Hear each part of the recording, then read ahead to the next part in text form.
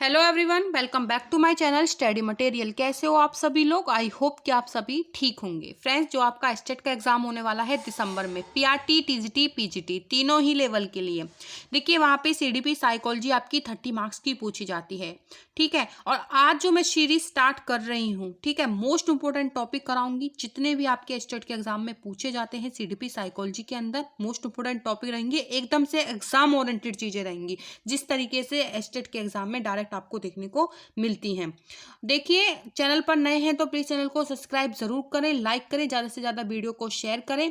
ठीक है, इस तरह से कंप्लीट जितने भी मोस्ट इंपोर्टेंट टॉपिक है कराने वाली हूँ। 10 से 15 दिन में कंप्लीट सिलेबस हो जाएगा। और जो 90 नंबर का आपका पेपर होता है तीनों ही लेवल पे, पीआरटी, टीजीटी, पीजीटी लेवल पे, ठीक है, कंप्लीट कोर्स कराने वाली हूँ अपने चैनल के माध्यम से। चाहे रीजनिंग हो गई, चाहे आपका मैथ हो गया, हिंदी हो गई, इंग्लिश हो गई, ट्रिक के साथ कराऊंगी। उसी के साथ आपका सीडीपी साइकोलॉजी के टॉपिक कराऊंगी, बहुत ही सिंपल लैंग्वेज में, एकदम से आपके माइंड में फिट बैठ जाएगा। आज के इस वीडियो से ही आप समझ जाओगे, 1 से 2 नंबर आप पक्के हो जाएंगे। ये जो टॉपिक है मोस्ट इंपोर्टेंट टॉपिक है, बाल विकास के सिद्धांत। इसी तरीके से हम अन्य टॉपिक्स करेंगे जो आपके एग्जाम में डायरेक्ट आपको देखने को मिलते हैं। इसी के साथ बता दूं, कोई भी टीचिंग का एग्जाम हो जहां पे भी सीडीपी साइकोलॉजी पूछी जाती है, सभी के लिए मोस्ट इंपोर्टेंट वीडियो रहेगा। सीटेट का एग्जाम हो, यूपी टेट हो, रीट हो, एमपी टेट हो, कोई भी अदर स्टेट का टेट हो, सभी के लिए इक्वल इंपोर्टेंस रखेगा आज का ये वीडियो। तो चलिए, ज़्यादा टाइम वेस्ट ना करते हुए आज की इस वीडियो की हम शुरुआत करते हैं। आपका जो फर्स्ट टॉपिक है बाल विकास के सिद्धांत, मोस्ट इंपोर्टेंट टॉपिक है, स्टार लगा लेना। यहाँ से क्वेश्चंस आपको देखने को जरूर मिलता है, पीआरटी हो या फिर टीजीटी हो, पीजीटी हो, तीनों ही लेवल पे यहाँ पे क्वेश्चन देखने को मिलता है। बाल विकास के सिद्धांत, प्रिंसिपल ऑफ चाइल्ड डेवलपमेंट। देखिए, फर्स्ट जो सिद्धांत है आपका समान प्रतिमान का सिद्धांत। क्या कहता है समान प्रतिमान का सिद्धांत? Principle of similar pattern. ठीक है, इंग्लिश में समान प्रतिमान के सिद्धांत को कहते हैं प्रिंसिपल ऑफ जो है सिमिलर पैटर्न। साथ साथ में मैं इंग्लिश में भी हेडिंग आपको बताते हुए चलूंगी, क्योंकि कई बार ऐसा होता है कि एग्जाम में जब चीजें आती हैं तो हम हिंदी में ऐसे घुमा के पूछ लिया जाता है कि हम कंफ्यूज हो जाते हैं। तो अच्छा रहेगा कि उन टर्म को आप जो है इंग्लिश में याद रखें। ठीक है, तो जो मोस्ट इंपोर्टेंट चीजें हैं वो मैं इंग्लिश में भी बताऊंगी, दोनों ही लैंग्वेज में रहेंगी, और हिंदी में हम करते हुए चलेंगे। तो समान प्रतिमान का सिद्धांत क्या कहता है, मोस्ट इंपोर्टेंट है, यहाँ से क्वेश्चन डायरेक्ट देखने को मिलता है। समान प्रतिमान का सिद्धांत कहता है इसके अनुसार सभी जाति अपनी जाति के अनुरूप के विकास के प्रतिमान का अनुसरण करती हैं। ठीक है, आपको समझ में नहीं आएगा, देखो ऐसे समझिए। समान प्रतिमान का सिद्धांत होता है कोई भी जाति हो वो अपनी ही जाति के अनुरूप कार्य करेगी। ठीक है, जैसे कि मानव हो गया तो मानव का बच्चा क्या होगा, मानव ही होगा। ठीक है, इसी प्रकार जैसे हाथी हो गया तो हाथी का बच्चा क्या होगा, हाथी ही पैदा होगा। इसी तरह से पक्षी हो गए, पक्षी का बच्चा भी पक्षी पैदा होगा। तो इसका मतलब होता है समान प्रतिमान का कि कोई भी जाति है अपनी ही जाति के अनुरूप कार्य करती है। ठीक है, उसी को हम कहते हैं समान प्रतिमान का सिद्धांत। आई होप कि आपको इतना क्लियर हुआ होगा। नेक्स्ट सिद्धांत पर चलते हैं। नेक्स्ट सिद्धांत आपका विकास की दिशा का सिद्धांत, इंग्लिश में इसको बोलते हैं प्रिंसिपल ऑफ डायरेक्शन। ठीक है, विकास की दिशा का सिद्धांत। तो विकास की दिशा सिर से पैर तक चलती है, सिर से स्टार्ट होकर आपकी पैरों तक चलती है। जब हमारी विकास की दिशा सिर से पैर तक चलती है तो उसको क्या बोलते हैं, मस्का दो मुखी। ठीक है, मस्का दो मुखी सफेलोकोडल डिस्टल इसको बोलते हैं इंग्लिश में। ठीक है, ये आपको ध्यान रखना है, मस्का दो मुखी को सफेलोकोडल बोलते हैं। और देखो, इसके बाद होता है जब हमारे विकास का क्रम मध्य से शुरू होके, ठीक है, यहाँ तो बोला जा रहा है सिर से पैर तक चलेगा, उसको मस्का दो मुखी बोलेंगे। और देखो फिर उसके बाद जो मध्य से शुरू होके आपकी बाहर की तरफ चलेगा, मतलब मध्य से सेंटर से स्टार्ट होके बाहर की तरफ चलेगा, तो उसको क्या बोल देंगे, समीप दूर भीमुख। ठीक है, इनको जोड़ लेना, यहाँ पे दूर दूर लिख दिए हैं, दूर भीमुखी इसको कहते हैं। ठीक है, तो अतः इससे पता चलता है कि विकास का जो क्रमिक होता है, विकास का जो क्रमिक होता है वो कैसा होता है, विकास की दिशा का सिद्धांत उसको बोलेंगे, मतलब विकास जो है क्रम से चलता है। ठीक है, और यहाँ पे जो दुर्भिमुख लिखा है इसको इंग्लिश में प्रोक्सीमोडिस्टल बोलते हैं, प्रोक्सीमोडिस्टल बोलते हैं, याद रखना है टर्म को। ठीक है, सिर से पैर तक चलती है तो क्या बोलते हैं, आपको यहीं से क्वेश्चन देखने को मिलता है इंग्लिश में, कई बार इंग्लिश की टर्म ही पूछ ली जाती है। तो सफेलोकोडल डिस्टल इसको बोलते हैं इंग्लिश में, और इसको दुर्भिमुख को बोलते हैं प्रोक्सीमोडिस्टल। ठीक है, तो इस तरह से आपको ध्यान रखना है।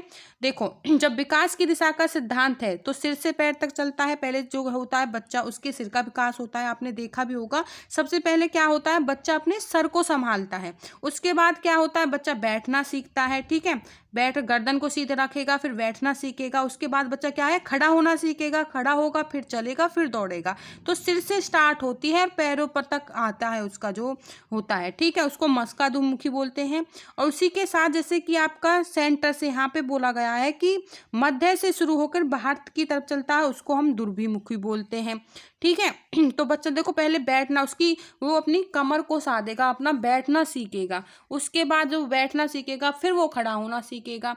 तो इस तरह से इसको हम क्या बोलते हैं, दुर्भिमुखी बोलते हैं, प्रॉक्सिमो डिस्टल बोलते हैं। आई होप कि आपको समझ आया होगा। और इस सिद्धांत से हमें पता चलता है कि जो हमारा विकास का क्रम होता है वो क्या होता है, क्रमिक होता है, क्रम के अनुसार चलता है। पहले सर का विकास होता है, फिर ठीक है, उसके बाद बच्चे का शरीर का विकास होता है, हाथों का विकास होता है, फिर पैरों का। तो इस तरह से क्रम के अनुसार हमारा विकास चलता है। तो विकास की दिशा का सिद्धांत यही बोलता है। आई होप कि आपको इतना क्लियर हुआ होगा।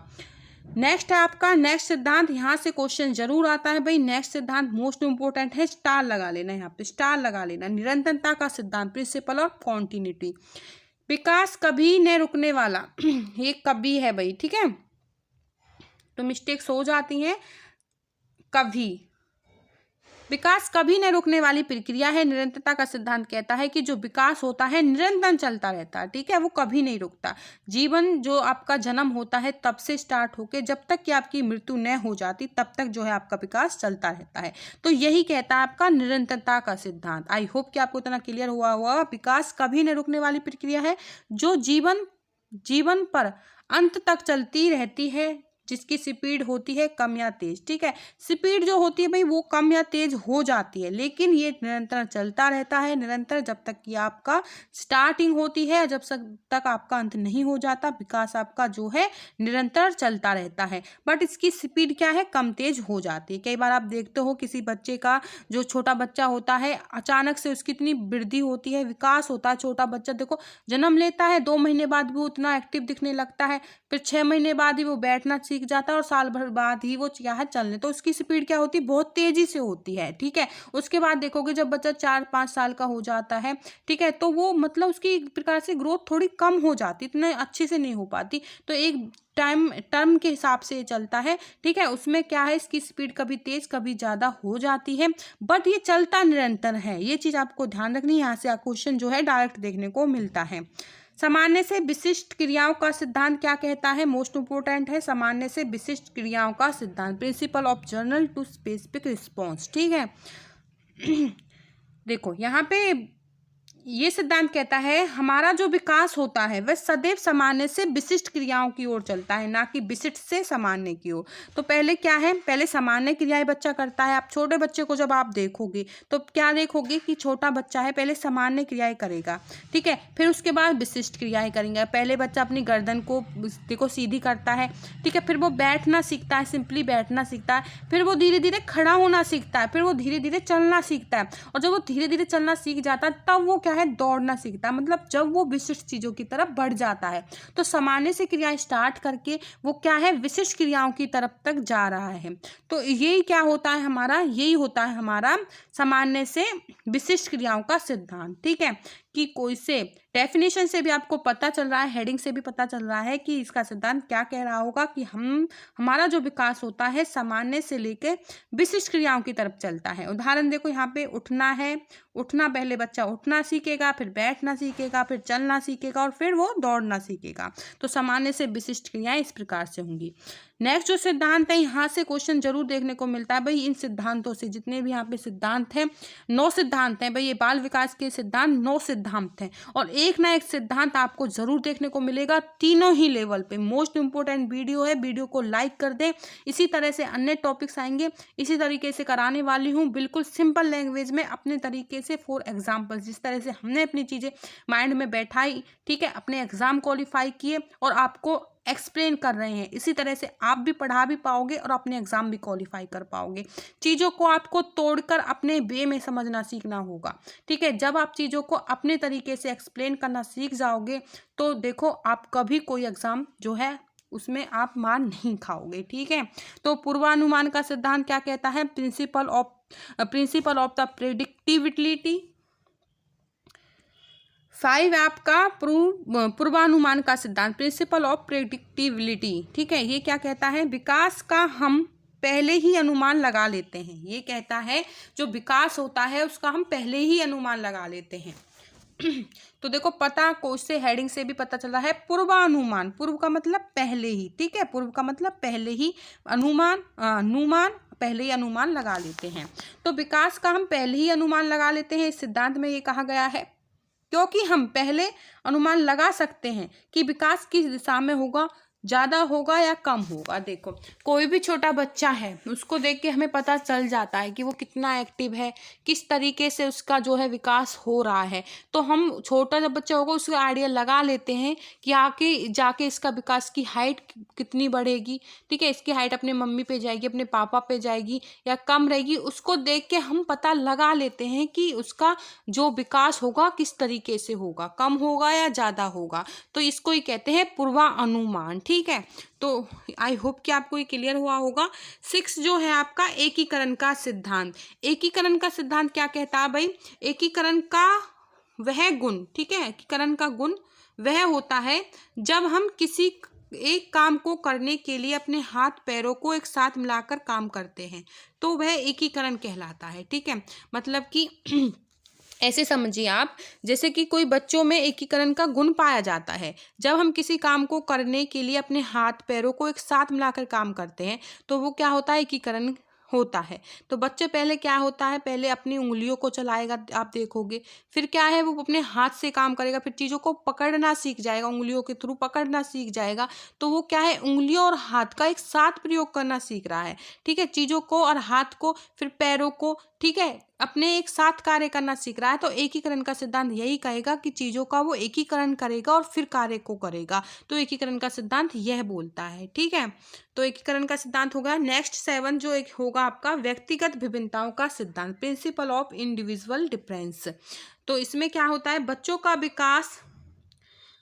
विकास व्यक्तिगत विभिन्नता के अनुसार चलता है। जो बच्चों का विकास होता है वो कैसे होता है, व्यक्तिगत विभिन्नताएं उनमें देखने को मिलती है। ठीक है, ये होता है किसी बच्चे का विकास तेज होता है, किसी का कम होता है, तो उनमें क्या होता है, डिफरेंस होता है, बच्चों में एक दूसरे में डिफरेंस होता है। भाई यही सिद्धांत ये कहता है, व्यक्तिगत विभिन्नता का सिद्धांत, कि जो बच्चों का विकास होता है व्यक्तिगत विभिन्नताओं के अनुसार चलता है। किसी में विकास की गति तेज होती है तो किसी में विकास की गति कम होती है। फॉर एग्जाम्पल से आप समझिए, जैसे बच्चों के विकास में इंडिविजुअल डिफरेंस आपको देखने को मिलेगा। ठीक है, हेरिडिटी, इन्वायरमेंट, इनसे आपको डिफरेंस देखने को मिलेगा। ठीक है, वंशानुक्रम के कारण। ठीक है, क्योंकि बच्चों का विकास अपने माता पिता के तरीके से ही होता है। जैसे किसी के माता पिता जैसे ज़्यादा लंबे होते हैं तो जब मोस्टली उनके बच्चे भी की हाइट जो होगी वो भी लंबी होगी। ठीक है, किसी के माता पिता की हाइट कम होगी तो उनके बच्चों की हाइट भी कम ही होगी। इस तरह से विकास के अंदर ये चीज़ें आती हैं। रंग रूप गुण भी अपने माता पिता के चले जाते हैं वंशानुक्रम के कारण। और देखो इन्वायरमेंट का भी फर्क होता है।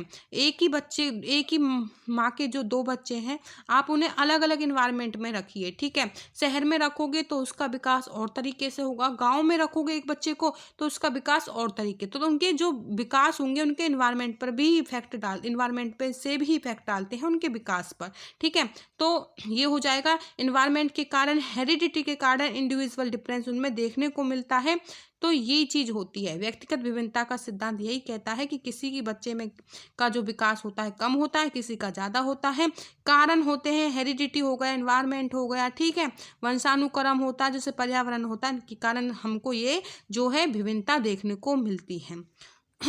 देखो इंटेलिजेंस, जैसे कि, और वो विभिन्नता होती कैसे है, क्योंकि बहुत से बच्चों में देखो इंटेलिजेंस में आप देखोगे कि किसी का जो आईक्यू लेवल है कम है, किसी का ज़्यादा है, तो उससे पता चलता है। ठीक है, मोटिवेशन, इंटरेस्ट, किसी का पढ़ाई में इंटरेस्ट ज़्यादा रहता है, किसी का कम रहता है, किसी का खेलने में ज़्यादा इंटरेस्ट होता है तो किसी का खेलने में इंटरेस्ट नहीं होता। तो ये भी एक प्रकार के क्या होते हैं, डिफरेंस ही होते हैं। ठीक है, तो व्यक्तिगत जो विभिन्नता होती है इनमें ये चीज़ें आती हैं।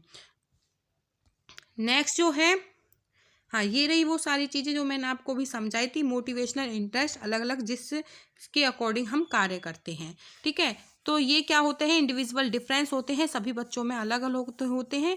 किसी का जो होता है इंटेलिजेंस ज़्यादा होती है, किसी की कम होती है, किसी का इंटरेस्ट होता है, किसी का इंटरेस्ट नहीं होता। तो ये व्यक्तिगत विभिन्नताएं होती हैं जो हमें बच्चों में देखने को मिलती हैं। बच्चों में नहीं, सभी में देखने को मिलती है। बाल विकास के सिद्धांत है तो बाल विकास के हिसाब से कर रहे हैं, बाकी सभी में ये इंडिविजुअल डिफरेंस जो होते हैं देखने को मिलते हैं। 8 जो है वर्तुलाकार बनाम रेखीय प्रगति का सिद्धांत, ठीक है, principle of spiral versus linear. तो ये क्या कहता है भाई, विकास कभी भी रेखीय नहीं होता, कभी भी रेखीय नहीं होता, वह कभी भी सीधी रेखा में नहीं चलता है, ठीक है। तो कभी उसकी गति जो होती है बहुत धीमी होती है तो कभी तेज होती है। इसका मतलब ये है जो आपका विकास होता है कभी भी रेखीय नहीं होता। रेखीय मतलब सीधा नहीं चलता, जैसे सीधा इस तरीके से सीधा चले, ठीक है, इस प्रकार से आपका विकास नहीं होता। वह कभी भी सीधी रेखा में नहीं चलता है, क्योंकि उसकी जो गति होती है वो कभी धीमी होती है, ठीक है, कभी तो वो धीमी होती है इस प्रकार से, और कभी उसकी तेज होती है, इस तरीके से चलता है भाई, ठीक है। तो सीधी रेखा में नहीं चलता, विकास कभी धीमी गति से चलता है तो कभी तेजी से चलता है। तो इस तरीके से आप समझ सकते हैं वर्तुलाकार बनाम रेखीय प्रगति का सिद्धांत ये कहता है। नेक्स्ट जो सिद्धांत है आपका अंतर संबंधित विकास का सिद्धांत, ये क्या कहता है, ये कहता है आपका प्रिंसिपल ऑफ लीनियर डेवलपमेंट। शारीरिक, बौद्धिक, संवेगात्मक, सामाजिक, अन्य प्रकार के विकास एक दूसरे से अंतर संबंधित होते हैं, ठीक है, अंतर संबंधित होते हैं। जैसे कि आपका शारीरिक, बौद्धिक, संवेगात्मक विकास, ये क्या होते हैं, एक दूसरे से अंतर संबंधित हैं। क्योंकि देखो बच्चा जो है अपने शरीर से देखो जो बच्चा होता है अपने शरीर से कुछ कार्य करेगा तो सिर्फ वो शरीर से ही नहीं करेगा, हाथ पैरों से नहीं करेगा, उसका दिमाग भी उसके साथ कार्य करेगा, ठीक है। और जो कार्य कर रहा है वो उसको समाज से भी रिलेटेड होगा। तो ये सारी चीज़ें होती हैं शारीरिक, बौद्धिक, संवेगात्मक, सामाजिक, ये सभी क्या होती हैं, अंतर संबंधित होती हैं एक तरीके से, ठीक है, एक दूसरे के साथ परस्पर निर्भर करती हैं, अंतर संबंधित होती हैं।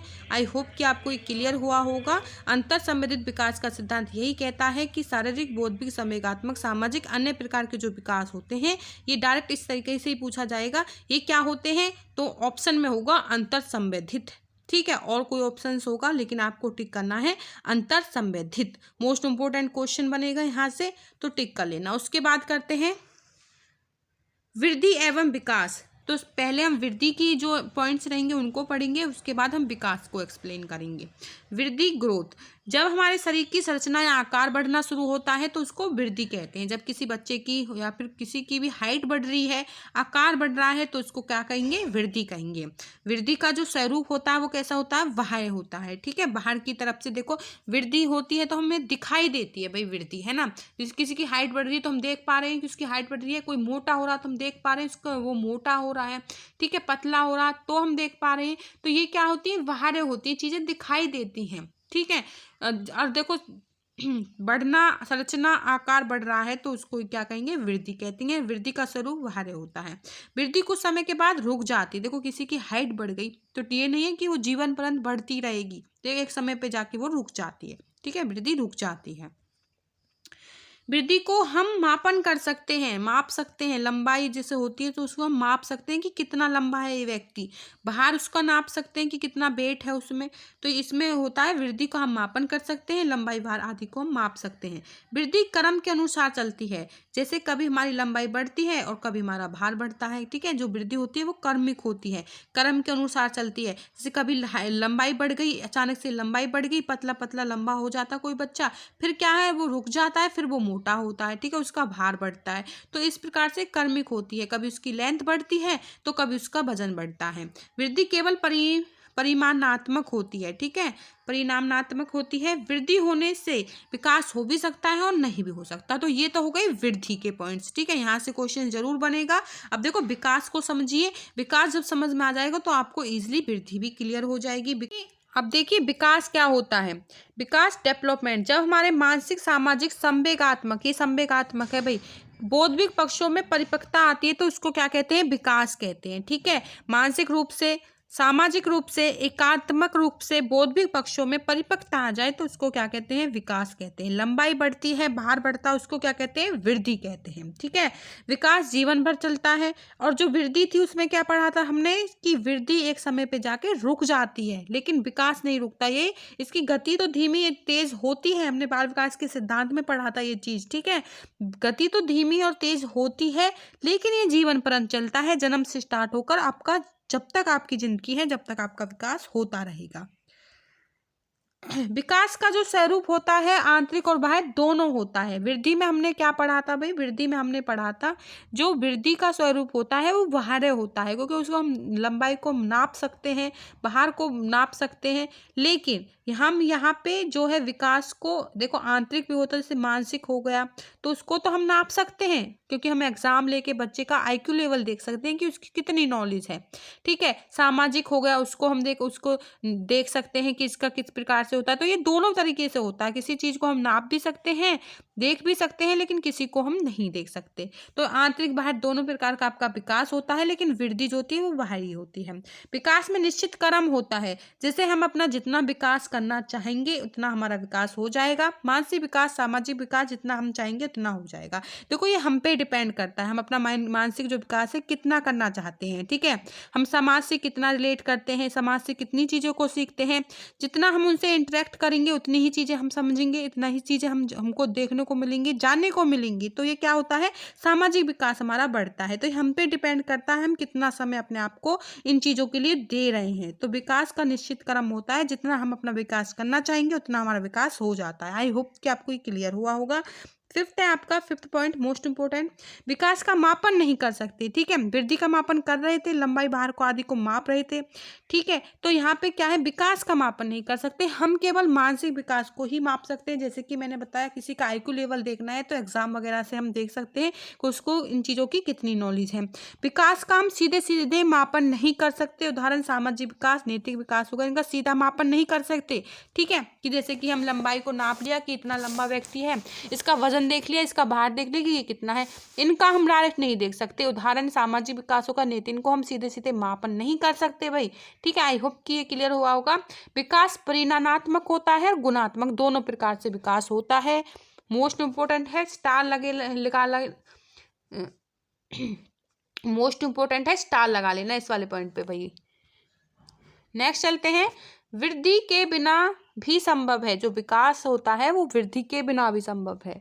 ठीक है, क्योंकि कुछ व्यक्तियों का आकार, ऊंचाई, भार है भाई, ये भार नहीं बढ़ता, परंतु उनका नैतिक विकास जरूर होता है। क्या होता है? जैसे किसी बच्चे की हाइट अच्छी नहीं है, ठीक है, आप देखते हो लड़कियों की हाइट अच्छी नहीं होती, तो ये जरूरी नहीं है कि उनकी हाइट, लंबाई नहीं बढ़ी, वृद्धि नहीं हुई तो उनका विकास भी नहीं होगा। उनका विकास होता है और मानसिक रूप से भी वो बहुत ही अच्छे होते हैं, IQ लेवल उनका बहुत अच्छा होता है। तो ये जरूरी नहीं है कि वृद्धि नहीं हुई तो उनका विकास भी नहीं होगा। सामाजिक विकास भी होता है और बौद्धिक विकास भी। ठीक है, तो विकास के आयाम भी देख लीजिए, मोस्ट इंपोर्टेंट है डोमेन ऑफ डेवलपमेंट, शारीरिक विकास। गत्यात्मक विकास, यह एक प्रकार से एक तरफ से बालक के शारीरिक विकास से जुड़ा होता है। जो गत्यात्मक विकास होता है बालक के शारीरिक विकास से जुड़ा होता है, जैसे हड्डियों की क्षमता, उन पर कंट्रोल करने से संबंधित चीजें। गत्यात्मक विकास में बालकों के चलने, दौड़ने, कूदने, ठीक है, आदि करने जैसे विषय शामिल होते हैं। किसमें? गत्यात्मक विकास में। ठीक है, तो ये चीज आपको क्लियर हुई होगी। गत्यात्मक विकास, और गत्यात्मक विकास के दो भाग होते हैं, ये चीज भी आप कर लीजिए, मोस्ट इंपोर्टेंट है। गत्यात्मक विकास के दो भाग होते हैं, एक तो होती है आपकी फाइन मोटर स्किल और एक होती है आपकी gross motor skill. Gross motor skill ये आप लिख लेना, फाइन होती है फाइन मोटर स्किल्स और एक होती है आपकी ग्रोस मोटर स्किल। गत्यात्मक विकास के अंदर ही आती है ये दोनों चीजें। फाइन मोटर स्किल्स में तो बहुत ही, जो इनमें मसल्स का बहुत ही कम यूज होता है फाइन मोटर स्किल्स में। जैसे कि आप राइटिंग करोगे, कोई चीज आप लिख रहे हो भाई, ठीक है, लिख रहे हो तो क्या है, बहुत ही कम मसल्स का यूज हो रहा है। ठीक है, ऐसा तो नहीं है कि उसमें आप थक जाओगे। ठीक है, कटिंग कर रहे हो, किसी पेपर को काट रहे हो, तो ऐसा तो नहीं है कि इसमें बहुत ज्यादा मसल्स का यूज हो रहा है। कलरिंग कर रहे हो, ब्रेकिंग चपातीस खा रहे हो, तोड़ रहे हो, ठीक है, तो इनमें क्या है, ज़्यादा मसल्स का यूज़ नहीं हो रहा है। और ग्रोस मोटर स्किल्स क्या होती हैं, यहाँ पे जो मैंने लिखा है ग्रोस मोटर स्किल, इसमें मसल्स का ज़्यादा यूज़ होता है। जैसे स्विमिंग करना, जंपिंग करना, रनिंग करना, इनमें क्या है, ज़्यादा मसल्स का यूज़ होगा, तो ये ग्रोस मोटर स्किल्स हो जाएंगे। ये दोनों ही गत्यात्मक विकास के दो भाग होते हैं। यहाँ से भी एग्जाम में क्वेश्चंस देखने को मिल सकता है, तो आप ये भी कर लेना। गत्यात्मक विकास के दो भाग होते हैं, फाइन मोटर स्किल और ग्रोस मोटर स्किल। ठीक है, ये हो गया आपका वृद्धि एवं विकास। इससे पहले किए थे हमने बाल विकास के सिद्धांत। अब इसका एक टॉपिक और रह गया है बाल विकास के सिद्धांत का, मोस्ट इंपोर्टेंट है बाल विकास की अवस्थाएं। ठीक है, इसकी जितनी भी अवस्थाएं हैं कल हम करेंगे, मोस्ट इंपोर्टेंट है। कल आपका बाल विकास के सिद्धांत, ये जो वाला टॉपिक है बाल विकास, खत्म हो जाएगा। यहाँ से आपके 2 नंबर पक्के हो गए। कोई भी गवर्नमेंट का एग्जाम दे लेना, टीचिंग का एग्जाम मतलब, जिसमें सीडीपी साइकोलॉजी पूछी जाए और आपका बाल विकास पूछा जाए, इनसे बाहर चीजें नहीं जाएंगी। सारी चीजें कराई हैं, एकदम एग्जाम ओरिएंटेड है। वीडियो को ज़्यादा से ज़्यादा आपको शेयर करना है, लाइक करना है और सब्सक्राइब कर लेना है मेरा चैनल। इसी तरह से मैं अन्य वीडियोज़ भी कराऊंगी, जितने भी most important topic CDP psychology में आपके हैं एग्जाम से रिलेटेड, सारे कराने वाली हूँ। ठीक है।